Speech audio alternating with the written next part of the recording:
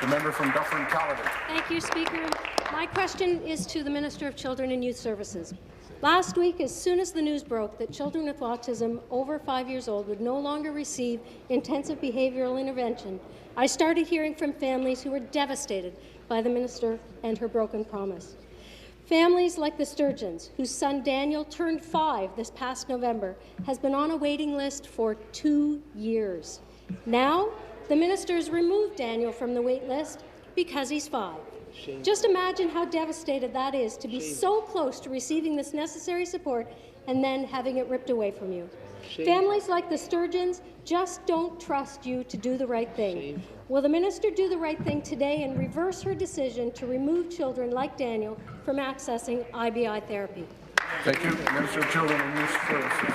Well, Speaker, I think it's important to note that the $333 million is entirely for new services and programs for children.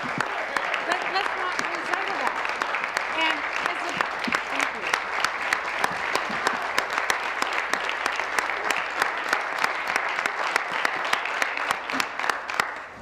thank you. And Speaker, as the Premier mentioned, the program also involves creating 16,000 new spaces for children to receive the therapies they need in the appropriate developmental window.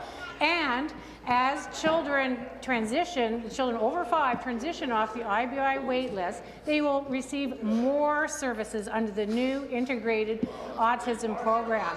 We're going to work directly with families, Speaker, to work on transition planning to make sure they get the services they need, and there'll be new early diagnosis pilots as well, Speaker. Thank you. Supplementary.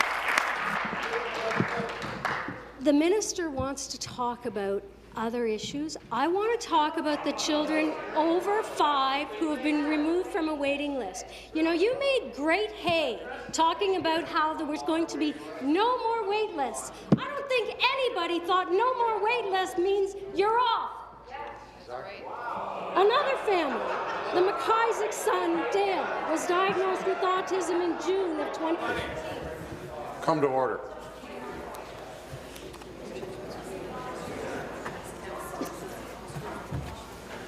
Real families. It's not a laughing matter. Another family, the McIsaac's, their son Dale was diagnosed with autism in June 2013. Dale turned 6 on April 2nd.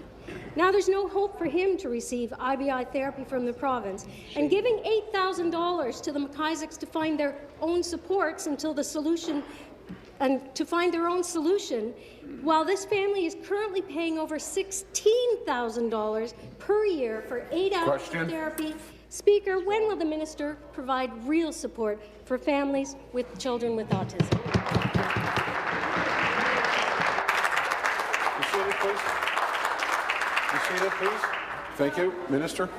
I think $330 million is real money. It is real support. And the cost, Speaker, of inaction is too high. We know the prevalence rates are up. The wait lists are far too high. And if we do nothing, Speaker, those wait lists will go from 1 or 2 years to 5 years by 2018. That's unacceptable to me. That's unacceptable to this government. And we will provide direct support to families wherever they are in this journey to the new program, Speaker.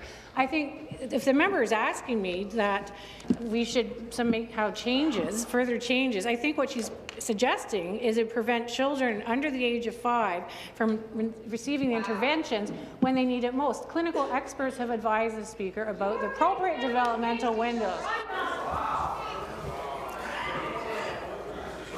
The member from Dufferin-Caledon is warned. You have a wrap-up sentence.